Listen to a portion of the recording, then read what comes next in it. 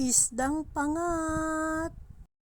Hello mga ka-good vibes, tara po, samahan nyo kami magluto ni partner ng pangat na isda, yung maliliit po mga ka-good vibes. Tara po.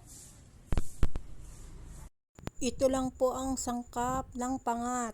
Maglagay po ng hugas sa bigas sa kaldero. Hintayin pong kumulo at saka ilagay po ang lahat ng ingredients. Sibuyas, kamatis at saka luya po. Pakuluin lang po ng pakuluin yan.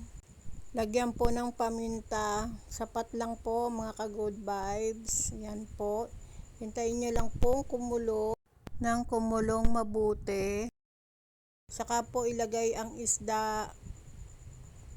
Wala po kayo iba ilalagay dyan mga ka-good vibes ha. Kundi po patis lang po.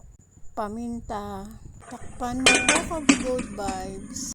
Hindi ko na po nalinis ang kalan sa sobrang pagod po. Kaya po si partner na lang po muna ang pinagluto ko.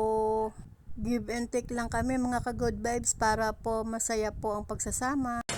Hayaan lang kumulo ka-good vibes. Hayaan mo lang kumulo. Pag medyo kulang pa yung lasa, lagyan ng patis. Hayaan lang na kumulo ng ilang minuto. Saka takpan.